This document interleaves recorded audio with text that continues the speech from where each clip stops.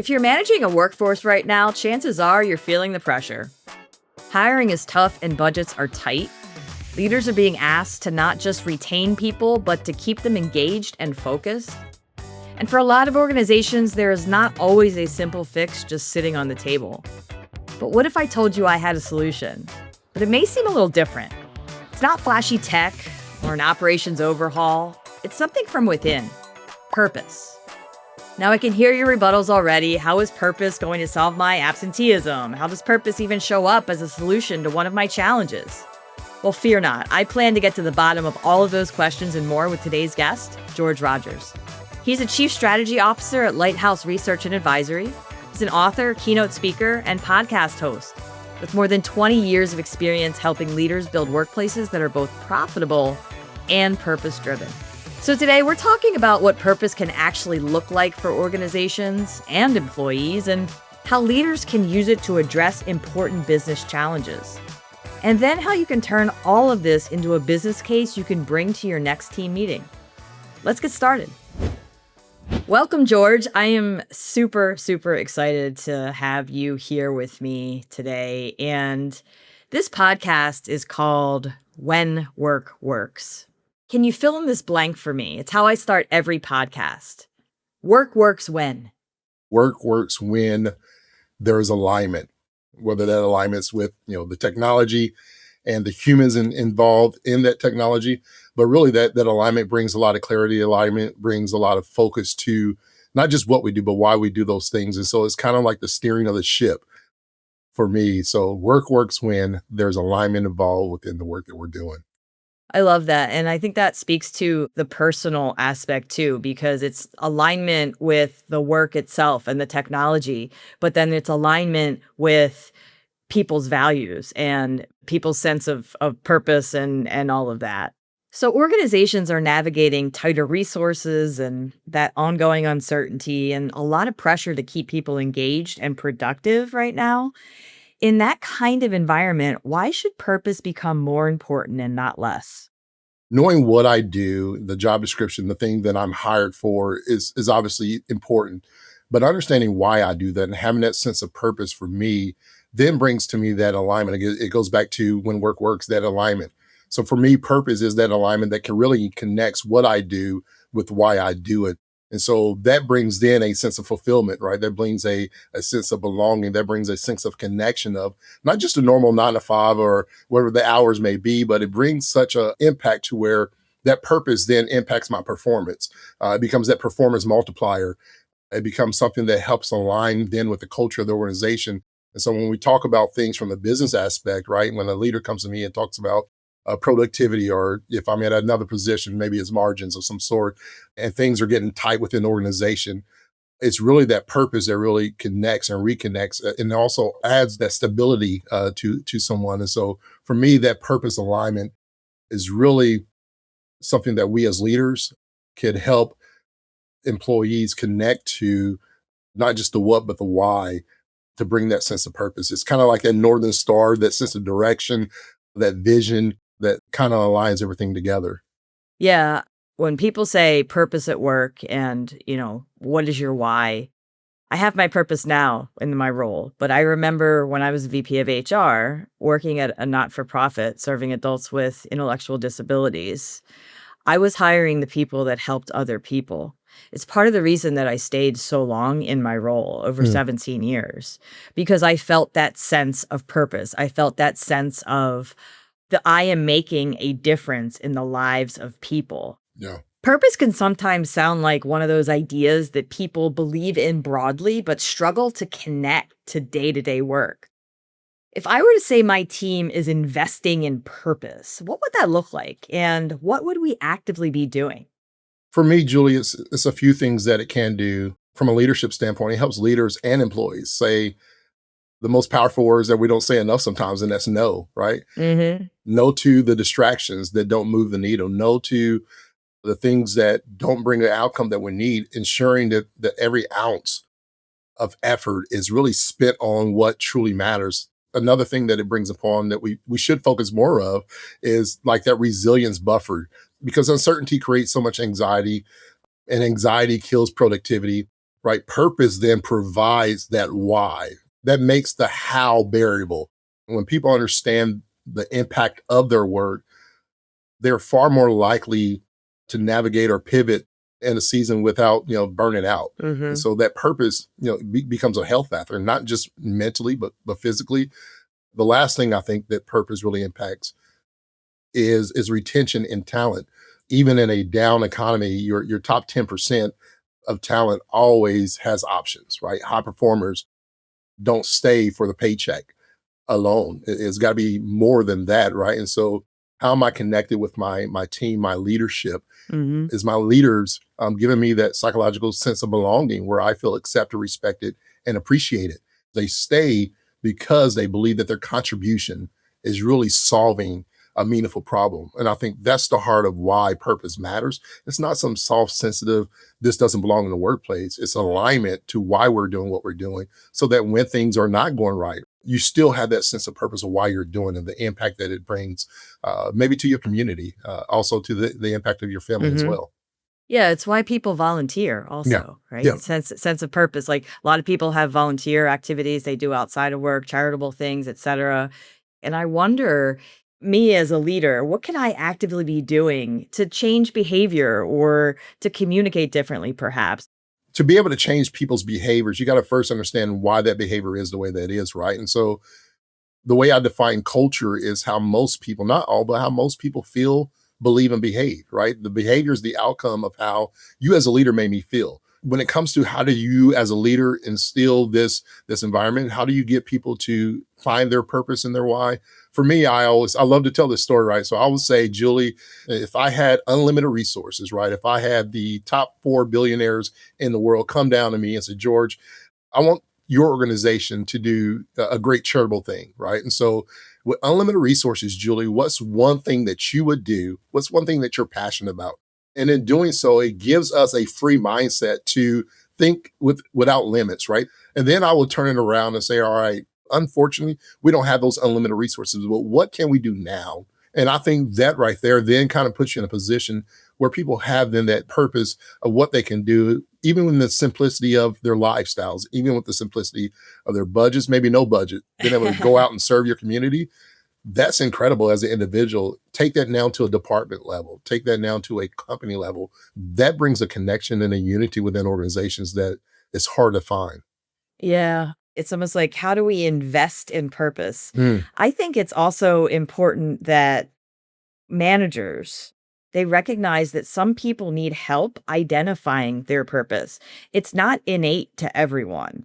I think I've told this story on the podcast before, and I tell it all the time. I know, George, you've heard it about how President Kennedy at the NASA Space Center went up to a janitor and asked the gentleman, what is your role here? And he said, Mr. President, I'm helping to put a man on the moon, right? Whether or not that's true or folklore, it's a story I know that's out there.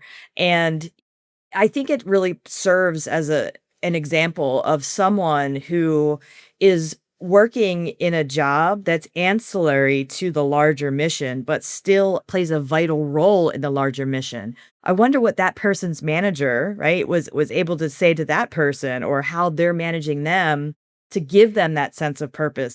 I mean, mission statement is one thing, right? yeah. But it's also individuals who are going through so much due to the uncertainty that all of us are experiencing. Sometimes they forget just how important they are to the organization. For me, when I think about these high pressure environments, purpose is your ROI. And when you understand your purpose, you then understand and respect the time that you spend. And it's the difference really between a workforce that is simply compliant and a workforce that is committed. I don't look at purpose as a feeling. I look at it as an ultimate efficiency tool. Whoa, whoa, let's stop there. Wait a minute. You look at purpose as the ultimate efficiency tool. It's I a really tool. want folks to hear that. Yeah. I no, it is. It could be a secret a secret sauce, if you will, Yeah. to unlocking productivity. Like you keep mentioning, unlocking ROI. And I think so often It's something that's overlooked, Hmm. right? We could say as a team that we're working towards the mission, and we can do that as a team, but if half of the team, it doesn't feel like they belong or doesn't feel like they're part of the solution to get to whatever that mission is, then are you truly working towards it? It has to be everyone feeling like they have to be there, but I think that was brilliant.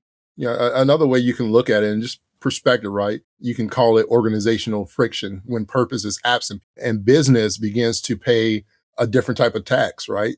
Without unifying, without this why, without this sense of purpose, every minor conflict has to be escalated, right? Managers spend 40% of their time mediating disputes between departments or issues within their organization, how to optimize things from a different perspective, often completing or not completing goals. Again, this is why purpose is that ultimate tiebreaker that speeds up Mhm. the decision making. That really is that bond between the employee and the organization, and how things go from transactional to transformational.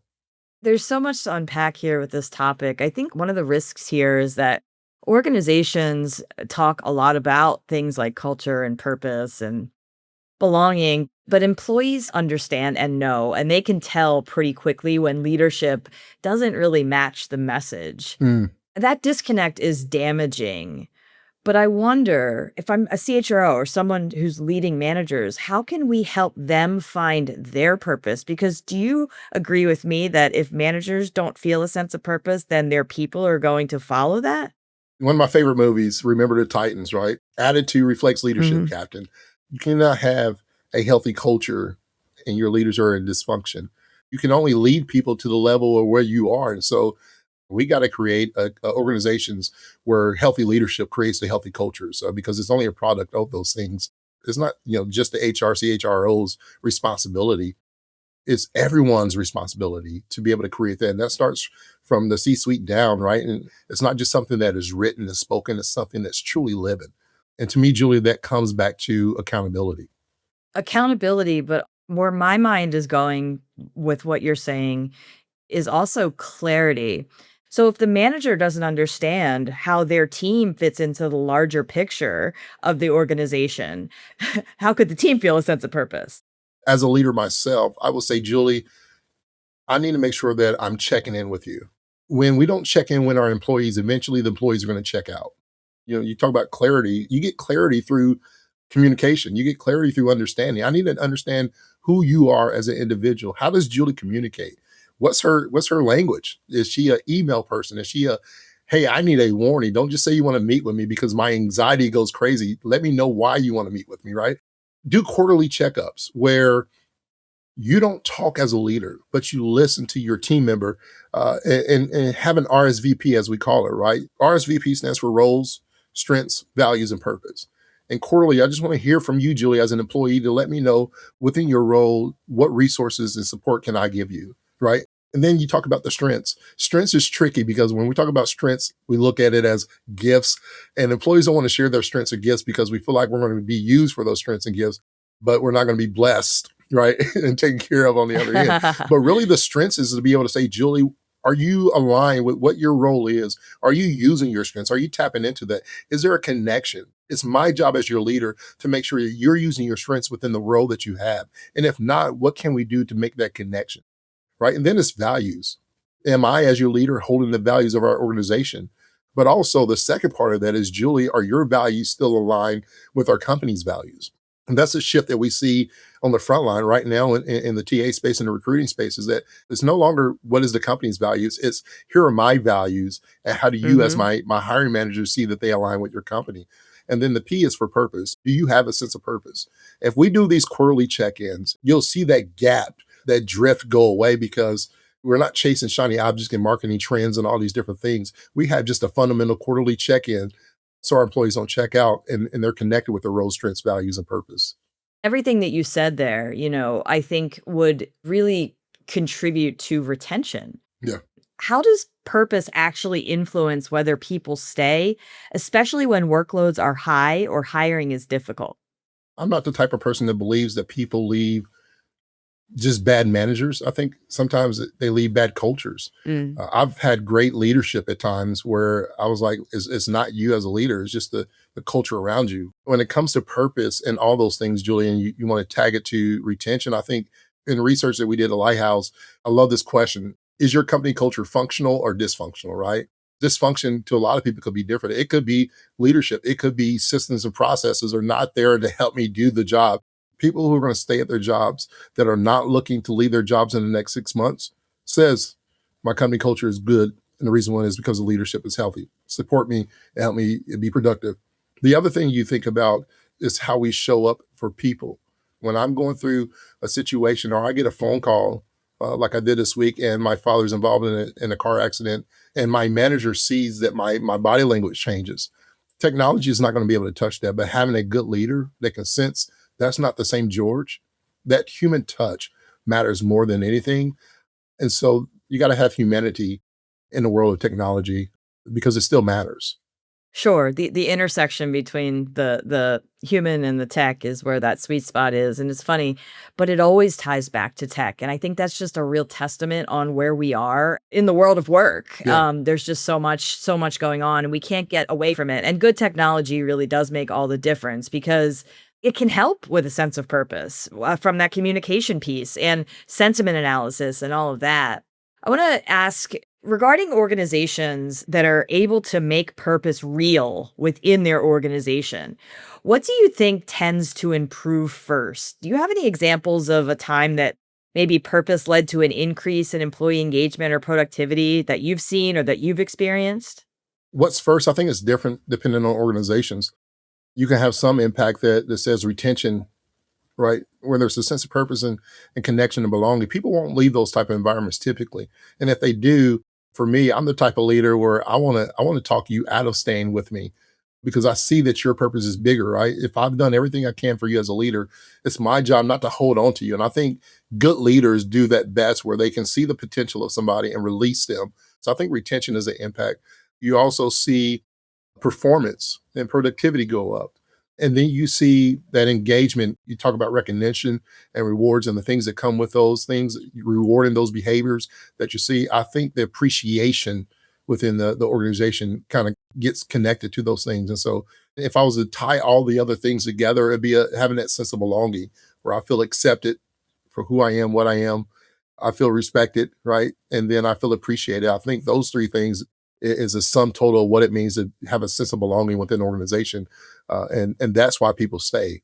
I don't know about you, but I can tell almost immediately the kind of culture that an organization with frontline employees has when I go into a retail outlet or getting medical care or something like Yeah. that. You can tell whether or not the worker actually truly cares about their role. And when they do care about their role, then that tends to shine through in the customer interaction. A lot of that is a reflection then of also not just purpose, but what are we instilling in our people? Do they understand why we want them to recognize them? Do we understand why we want them to be welcome into our organization, into our restaurant, into our facilities? Whatever that it factor is, what is it that your company organization wants to be remembered as? When I leave it as a client or a customer, do you want them to say, man, I felt something that was impactful? That person cared about me. They appreciated me. They wanted me there, right? I return to places that I feel like value me as a client or customer. I return because of the atmosphere that they create for me to be there. And I think there's a business case for that. I mean, when we think about like real world examples or real life examples of purpose making a difference, right? That's what I think about. The kind of interaction that I remember the person that checked me into a certain hotel because they went above and beyond for me. They were just kind. It's just that kindness piece. Yeah. So I did a speaking engagement in Perrysburg, Toledo, Ohio for a local chapter SHRM up there. And I show up, I get an email from the event manager saying, hey, FYI, the Hilton Hotel has overbooked and they moved you to the Home 2, which is across the street. So I show up, Julie, and as I'm walking in and I get to the desk, she said, Mr. Rogers, I'm so sorry. We actually moved you back to the Hilton. This young lady walks around the counter, Julie, and she says, just follow me. She walks me across the street. Wow. She takes me to the other place. She introduces me to the staff there, and she stays until everything is done. shakes my hand and says, "It's such a pleasure. Thank you for staying with us, and I appreciate you and your understanding." It changed my perspective of Hilton as an organization because that one young lady who didn't just do her job, she went over and above. Why does she do that? She loves what she does, right? She loves who she does it with. She got a great team. If I had a store or a retail store back in the day, I would hire that young lady. Clearly, the organization is instilling the sense of pride and purpose into their employees by the culture they're creating and by leadership too. Yeah. Which brings me to another part of this conversation, because I think this is important. A lot of HR leaders believe that purpose and culture matter. How should they explain that to their peers in finance and operations or even the executive team? Make it a real business priority. I'm Yeah. thinking of things like metrics, like is it labor costs? Is it dips in productivity? How can they talk about that in your view? I think it's all of that, Julie. I think you have to, again, speak the language of the boardroom. You got to be able to speak the language of those that you're sitting with, whether it's risk, whether it's velocity, whether it's asset utilization. When you're talking to a CFO or CEO, stop using culture words in a sense and start using operating words to speak their language. What I would tell every HR leader is to make sure that you first understand the business strategy of the organization and talk in such a way to say, listen, this is the business strategy. Here's my HR strategy. And this is how it aligns, right? Using data, using keywords. And so reducing what I would say the tax on human capital, right? Explain what the lack of purpose and organizational friction can have. This shows up as high turnover costs. Again, having software and technology to be able to say, hey, this is the cost of high turnover. This is the cost of not having this position filled for XYZ, being able to speak that language. This is the length of longer, hiring cycles, lower productivity. Being able to tell them we are currently paying 20% premium on our labor costs because of our lack of clarity is causing inefficiencies. The second thing I think is the velocity of decision making, being able to tell them the operations that a clear purpose is the ultimate tool that we can have. It's everyone knows the why. They don't need to wait for permission. That can increase operational speed. The last one I will say is de-risking the strategy. I'm speaking this language to the CFO specifically because financial leaders, they dislike volatility in the sense where purpose provides stability, brand equity, and higher employee buy-in. So how does my business strategy as an organization align with my HR strategy? How can I communicate those things? Decision making, de-risking strategy, and being able to have our employees not just live with a sense of purpose, but work with that to be efficient in everything that they do. All organizations think that they understand their culture or, think that maybe they have a good handle on whether or not people feel a sense of purpose. But a question I think that everyone should be asking themselves is, do I have those real-time insights and a workforce operating platform that can help me to actually see what's going on in a day-to-day with my employees? Because so often what we're doing is we are reactive rather than being proactive, Mm, and we're making decisions based on yesterday's data. I always say this, George, it's like, when's the last time you checked yesterday's weather to find out what was going on today with today's weather? You don't do that, right? right. Just sort of wrapping things up here. Is there something that you would recommend leaders to maybe audit their culture and start shaping a culture that employees want to stand behind? I think understanding, Julie, first off, that purpose doesn't require a massive budget. It requires massive clarity. We talked, the C words popping up a few times already. Large companies and organizations often have to manufacture this purpose through expensive branding and campaigns because they're too big to make it feel personal. And I think in a mid-sized firm or company organization, purpose is organic and free, provided you follow a few rules. I think how it was started or implemented and evolve it and encourage it, whatever you want to do is proximity to power. You don't need $1 million internal communications apps. You need a CEO, you need a C-suite and leadership, a mid-level managers, as you said, that understands the impact of having technology and software to be able to say what needs to be done and how we need to move. If a CEO can come and sit down in a break room or join a Zoom call of leadership, does these things and tell a story about a customer whose life was changed by the product your organization has provided. The high touch beats the high budget every time. And so having those shared stories to be able to say, hey, this is the impact of what you're doing. And this is the why behind it, right? Those are the things that I think changes things where there's alignment. Retention isn't about free lunch or fancy gyms. It's work design, right? It's how we have this purpose in giving someone a seat at the table and not a gift card. Yeah, you made me think about something too that I really hope everyone can understand. The importance of employees internally showing each other, telling each other that they've made a difference. That also instills a sense of purpose. I recall a time where I was talking to some of our software engineers, and I was telling them about all the great things that customers were saying in the field, because I'm out in the field all the time talking to customers and prospective customers, et cetera. And they said, wow, this is so amazing. We don't really hear this stuff that often, right? Because they're there working on the product itself. They're not seeing the awesome end result. That was me unknowingly providing them a bit of a sense of purpose too, right? Or adding to their sense of purpose, because they're then able to understand that the end result is something that is making a huge difference. So is there anything that you wanted to add here to kind of close up your thoughts on purpose and how organizations, can understand if their focus on purpose is making a difference? The greatest marketing strategy is when, and brand awareness, it's not, all these glitz and Photoshop pictures. It's really the voice of your people. And by people, I mean your employees that are doing the work, to be able to hear their stories and their why, but also sharing those same stories from your clients. If you want to have purpose in your organization, let people hear and see and feel the impact in the work that you're doing. Yeah. So before we wrap, I want to switch gears and do a quick rapid fire round with you.